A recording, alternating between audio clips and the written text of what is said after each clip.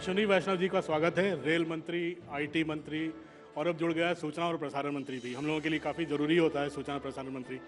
Ashwini sir, लेकिन शुरुआत हम रेल से ही करना चाहेंगे। मुझे याद है 2021 में एक घटना हुई थी सिकंदराबाद सेक्शन में कि दो इंजन चले जा रहे थे।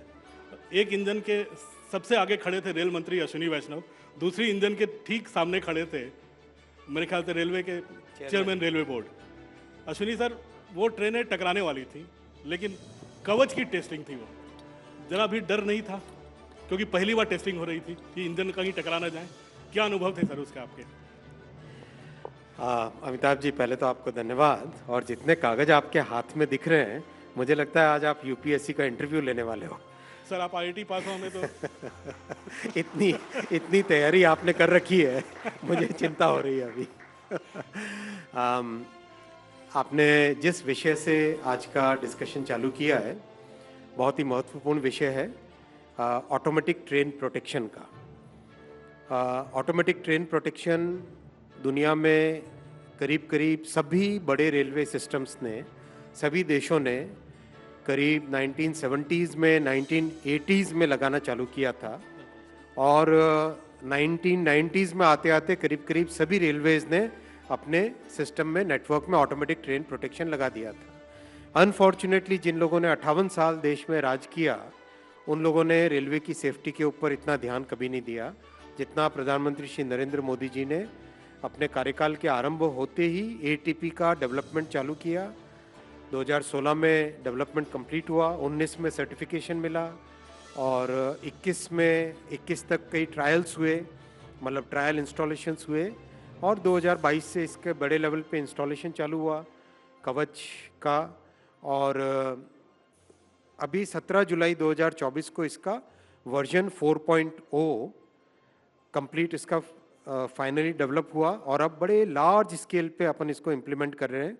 अभी 10,000 लोकोमोटिव्स पे एक साथ लगाएंगे और 9,000 किलोमीटर पे एक साथ देश भर में कवच का इंस्टॉलेशन होगा।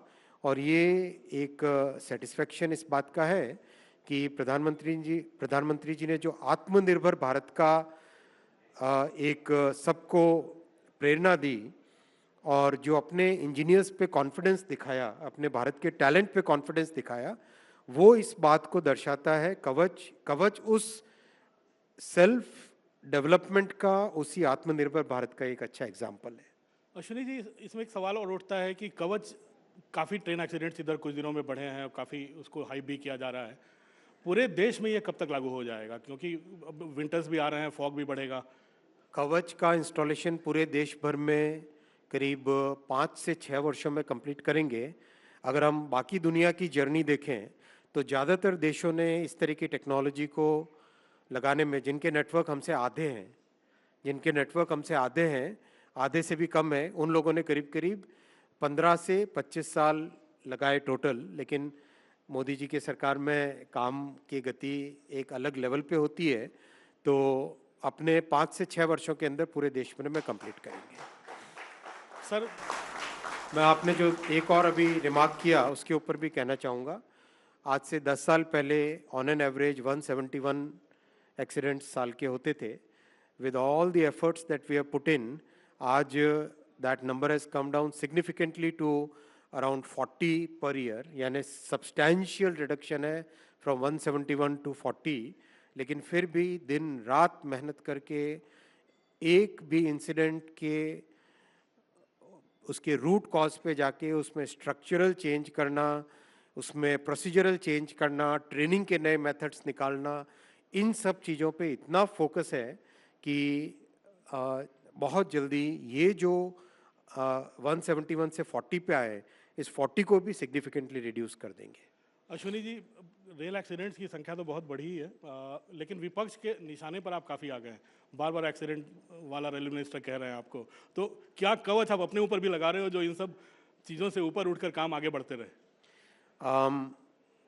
हम लोग मेहनत करने वाले लोग हैं और हम लोगों ने ये जो जर्नी अपनाई है, ये भारत को एक समृद्ध देश बनाने की जर्नी है।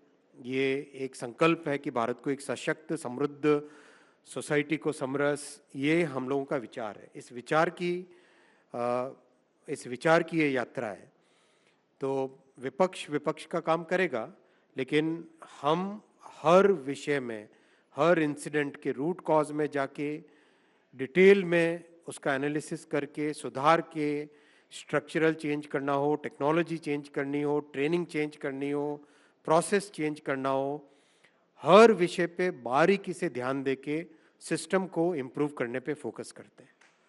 अश्विनी जी, लेकिन आप फोकस तो कर रहे हो, लेकिन नेता विपक्ष जो एक बड़ा रिस्पॉन्सिबल पोस्ट होता है वो विदेश जाते हैं और यहाँ के इंफ्रास्ट्रक्चर पे, यहाँ की जो बातें उनको जिस तरह से उठाते हैं, आपको सूचना प्रसारण मंत्री, आपको लगता नहीं एक गलत नैरेटिव साबित होता है विदेश जाकर? नेता विपक्ष को ये भी याद रखना चाहिए कि कितने साल उनके परिवार ने इस देश पे राज किया और उस समय में उन्होंने क्या किया, वो भी याद रखना चाहिए। लेकिन विदेश जाकर ये प्राइवेट विजिट होता है, नेता विपक्ष जाते हैं, या फिर सरकारी विजिट होता है? मेरा ये मानना है कि जो भी भारत से बाहर जाता है, भारत का नागरिक, चाहे वो नेता हो, चाहे अभिनेता हो, चाहे पत्रकार हो, चाहे साधारण नागरिक हो, चाहे बिजनेसमैन हो, वो भारत का एम्बेसडर है। उसे भारत के बारे में क्या कहना है, बहुत सोच समझ के, बहुत समझदारी के साथ भारत की जो विश्व में आज इस आकांक्षी भारत की जो विश्व में नई पहचान बनी है, वो याद रखनी चाहिए।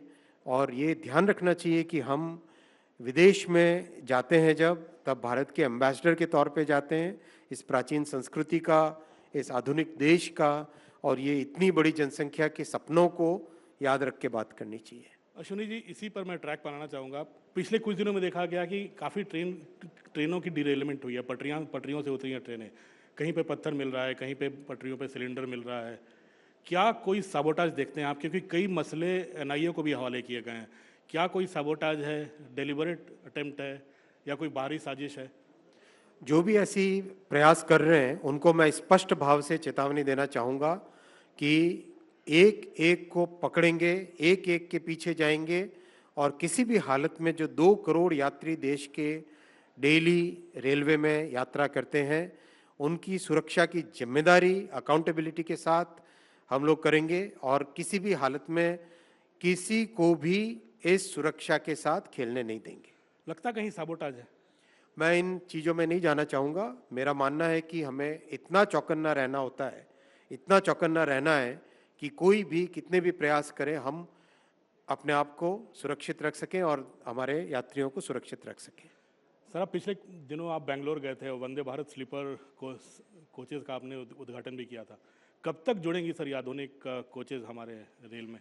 आपने देखा कि पिछले 10 वर्षों में रेलवे में टेक्नोलॉजी का जो ट्रांसफॉर्मेशन हुआ, वंदे भारत चेयर कार आई पहले, उसके बाद में वंदे भारत की स्लीपर बनी है, और एक 2 नज़दीक के शहरों में ट्रैवल करने के लिए भी एक वंदे भारत की एक नया वर्जन बना है।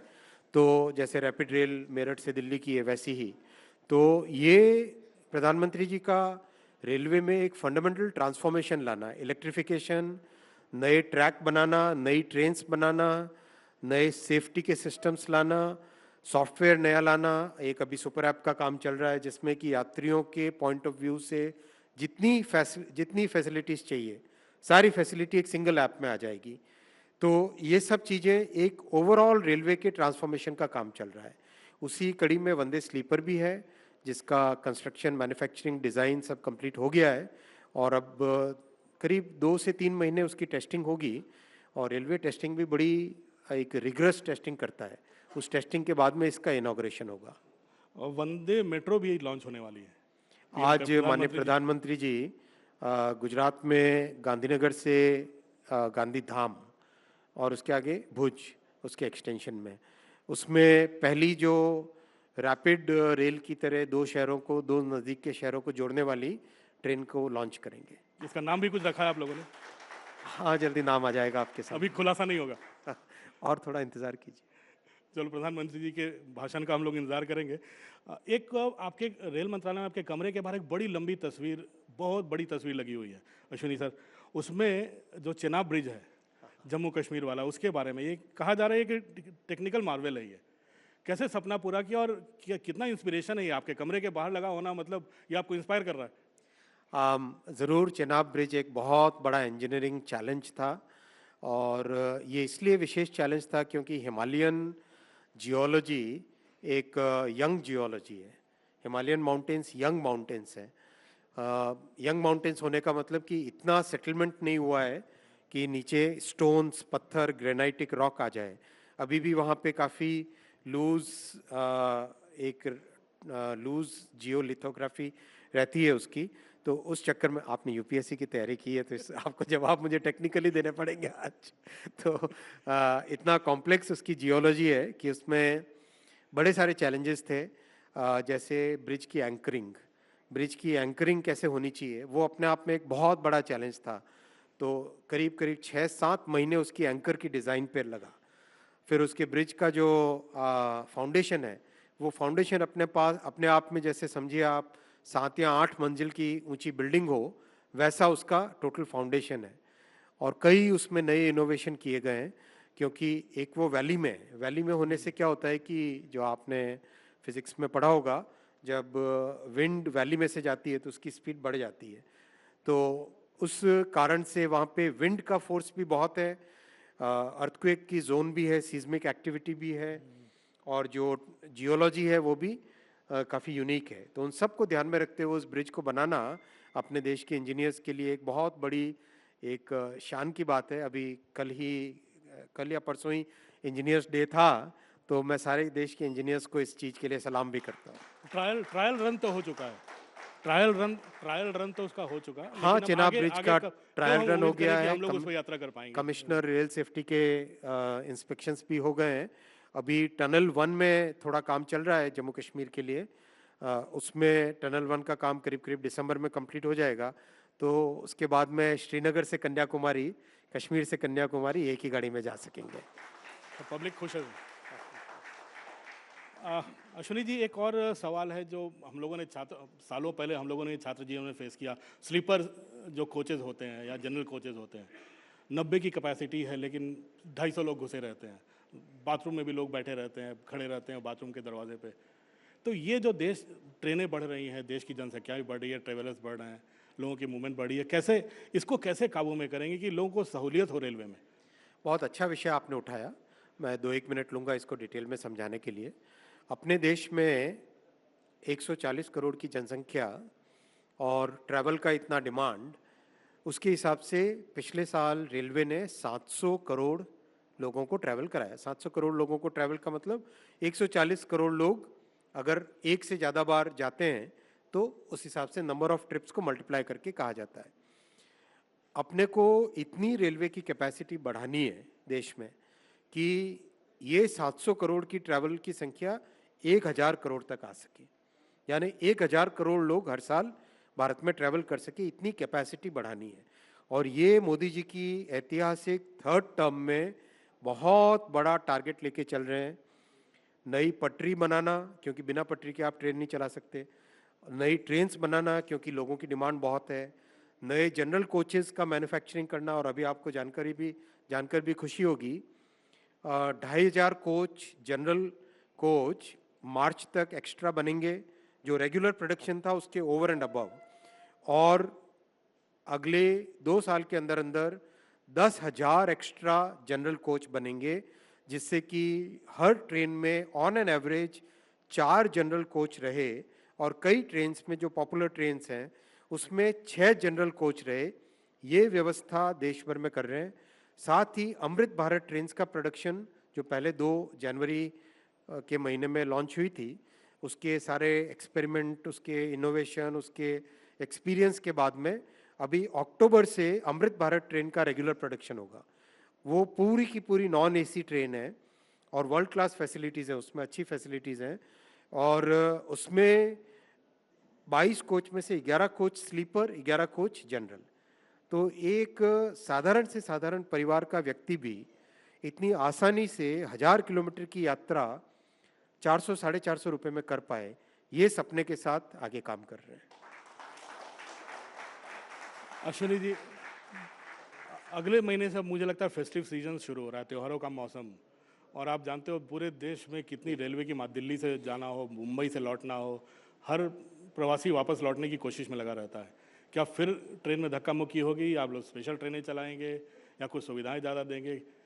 देखिए, सुविधाएं अगर आप देखें, आज से 10 साल पहले जो संख्याएं होती थी स्पेशल ट्रेन की, मिनिस्क्यूल नंबर होता था। और एक तरीके से लोगों के मन में एक भावना थी कि क्यों रेलवे। हमने पिछले समय में आप देखोगे, अभी जो मेजर फेस्टिवल रश किया, समर वाला रश, एग्ज़ाम ख़त्म होने के बाद में, इसमें करीब करीब 20,000 के आसपास स्पेशल ट्रेन चलाई। उससे पहले जो छठ वाला रश था, छठ और दिवाली का, उसमें भी ऐतिहासिक तौर पे एक्स्ट्रा ट्रेन्स चलाई। अभी महाराष्ट्र में अगर हम बात करें तो अभी गणपति उत्सव था, तो जहां एवरेज 200-250 ट्रेन पहले स्पेशल चलती थी, उसको पिछले साल 300 किया था और इस साल 340 स्पेशल ट्रेन चलाई, गणपति स्पेशल।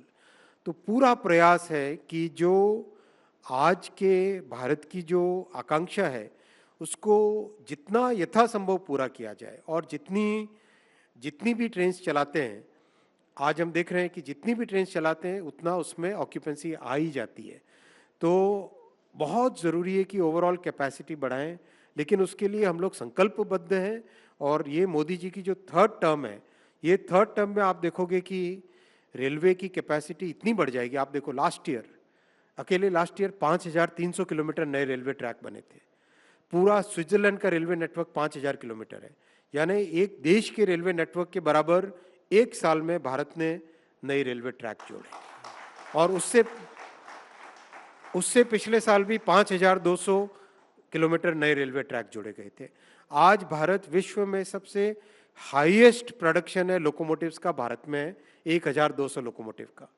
कोचेस 6,000-7,000 कोच हर साल प्रोडक्शन। तो हर जगह, हर क्षेत्र में कैसे कैपेसिटी बढ़ानी है, उस पर इतना फोकस है ताकि इन 5 वर्षों में रेलवे का एक टोटली जो 10 वर्षों का मोमेंटम है, उस मोमेंटम के ऊपर बिल्ड करते हुए रेलवे का टोटल ट्रांसफॉर्मेशन हो। तो क्या वैगन्स, व्हील्स और वंदे भारत इंजन का हम लोग एक्सपोर्ट भी करेंगे हम?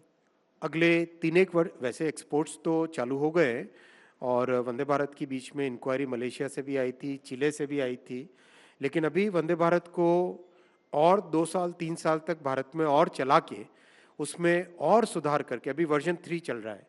जो कल माननीय प्रधानमंत्री जी ने लॉन्च किया वो वर्जन 3 है, आज भी कुछ लॉन्च होंगी। ये वर्जन 3 है। मुझे लगता है कि वर्जन 4 जो आएगा वो एक ऐसा होगा जिसमें एक्सपोर्ट के लेवल की सारी चीज़ें होंगी। तो वर्जन 4, वर्जन 5 को एक्सपोर्ट करेंगे। सर, एक और सेमीकंडक्टर के ऊपर ना पूछे तो यह अधूरा रह जाएगा आपका इंटरव्यू। सेमीकंडक्टर को लेकर काफ़ी सरकार गंभीर है और पिछले 4 साल में काफ़ी यत्न भी हुए हैं। 5वां संयंत्र लगाने की आप लोग, प्रधानमंत्री ने कैबिनेट के बाद ऐलान भी किया है। क्या हम लोगों को देरी हो गई है और हम लोग कितना पकड़ पाएंगे बाकी दुनिया को? देखिए, 1962 में पहली बार प्रयास हुआ था सेमीकंडक्टर प्लांट भारत में लगाने का। तब जिम्मेदारी दी थी, प्रयास भी हुए थे, लेकिन सफलता नहीं मिल पाई। फिर 1965, 67, 71 कई प्रयास हुए। 1980s में पहली बार एक छोटी लेबोरेटरी बन पाई चंडीगढ़ में। प्रयास उसके बाद में भी हुए, लेकिन आखिरकार सफलता मिली माननीय प्रधानमंत्री जी के कार्यकाल में। और अब आज अपने 5 सेमीकंडक्टर प्लांट अप्रूव हो गए हैं। कंस्ट्रक्शन का काम तेजी से चल रहा है और एक अच्छी इसमें दुनिया भर में रिकॉग्निशन है कि ये प्रयास सफल हुआ। मैं आपको बताऊं, जैसे स्टील इंडस्ट्री है, देश में अगर स्टील की इंडस्ट्री हो तो आप कई तरह की नई इंडस्ट्रीज लगा सकते हो। देश में अगर केमिकल की इंडस्ट्री हो तो आप कई तरह की नई इंडस्ट्रीज लगा सकते हो, क्योंकि ये इंडस्ट्रीज फाउंडेशनल इंडस्ट्रीज हैं। इनका एक मल्टीप्लायर इफेक्ट होता है। आप एक चिप का प्लांट लगाते हो, उसके साथ बहुत सारे आपके पास मिलते हैं जो इस चिप को यूज करके इंडस्ट्रीज बनती है। Electronics industry, laptop manufacturing, server manufacturing, mobile phone manufacturing, camera manufacturing, TV manufacturing, white goods में जो अपने घर में रेफ्रिजरेटर है, कार है, इलेक्ट्रिक व्हीकल्स है, नॉर्मल कार है, इन सब की मैन्युफैक्चरिंग चालू होती है जब आपके पास भारत में बनी हुई चिप होती है। तो ये एक फाउंडेशनल इंडस्ट्री है। ये एक स्ट्रैटेजी, इंडस्ट्रियल ग्रोथ, उन सब को ध्यान में रखते हुए इस इंडस्ट्री को अपने को डेवलप करना चाहिए। और प्रधानमंत्री जी ने एक इसमें लंबी जर्नी का टारगेट दिया है और पूरे इकोसिस्टम को डेवलप करने का फोकस रखा है। तो एक सेटिस्फेक्शन है कि देश ने जो 1962 से सोचा था वो फाइनली मोदी जी की प्रधानमंत्रित्व में, मोदी जी के नेतृत्व में सफल हो पाया। अश्विनी सर, एक आध पॉलिटिकल सवाल तो लेना बनता है। मध्य प्रदेश में जब हमें लग रहा था विधानसभा चुनाव पूरी जनता कह रही थी हार जाएगी बीजेपी, उस समय भूपेंद्र यादव और अश्विनी वैष्णव को वहाँ लगाया गया था चुनाव के 2 महीने पहले, और रिजल्ट ऐसे हुए कि लोगों को भी, बीजेपी को भी लगता उतनी उम्मीद नहीं थी कि 160 सीटें से ज़्यादा आ जाएगी। अब महाराष्ट्र में भी वही चर्चा हो रही है कि हालत बुरी है, और वही जोड़ी एक बार फिर महाराष्ट्र में है। क्या उम्मीदें लग रही हैं, कितना मेहनत चल रहा है? महाराष्ट्र में बहुत परिस्थितियां एक ऐसे लेवल पे जा रही है कि निश्चित तौर पे भारतीय जनता पार्टी की महायुति को विजय प्राप्त होगी, और कार्यकर्ता जिस दिन तय कर लेते हैं उस दिन जीत होती है। नेतृत्व बहुत सुदृढ़ है आज भारत के पास, भारतीय जनता पार्टी के पास। इस सुदृढ़ नेतृत्व, डिसाइसिव नेतृत्व और कर्मठ कार्यकर्ताओं की ये पार्टी देश को एक समृद्ध भारत बनाने के जो सपने के साथ, एक सशक्त भारत बनाने के सपने के साथ जो हम लोग चल रहे हैं, वो निश्चित तौर पे महाराष्ट्र में सफल होंगे। वो संकल्प पूरा होगा। महाराष्ट्र में सफल होंगे, बिल्कुल सफल होंगे। अश्विनी जी, जाते जाते एक सवाल, आप एविड रीडर माने जाते हैं, मैं जब से हम आपको जानते हैं आप काफ़ी पढ़ते हैं किताबों को, लेकिन एक चीज़ मुझे और चीज़ है कि जब भी आप एक किताब लेकर बैठते हो 2 बोतल पानी आप रख लेते हो, और जब पानी दोनों बोतल खत्म हो जाती है आपकी किताब ही खत्म हो जाती है। वो थोड़ी फास्ट रीडिंग की आदत अच्छी पड़ी हुई है, कई साल पहले से आदत डालने की कोशिश की थी। फास्ट रीडिंग से लाभ ये होता है कि आप एक तो सारांश देखने लगते हो चीज़ में, और ज़्यादा पढ़ पाते हो, तो पढ़ने का तो शौक होना भी चाहिए। मैं भी सभी खासकर यंग ऑडियंस से रिक्वेस्ट करूंगा पढ़ने की आदत डालें, अच्छी आदत है। अश्विनी जी, चौपाल में आए इसके लिए बहुत बहुत धन्यवाद। धन्यवाद। सार्थक चर्चा के लिए अश्विनी जी बहुत बहुत शुक्रिया आपका। लेकिन मैं चाहूंगी आप मंच पर कुछ देर के लिए बने रहें, और अनुरोध करूंगी न्यूज़ 18 इंडिया और हिंदी डिजिटल के मैनेजिंग एडिटर ज्योति कमल जी से वो मंच पर आए और अश्विनी जी का धन्यवाद दें।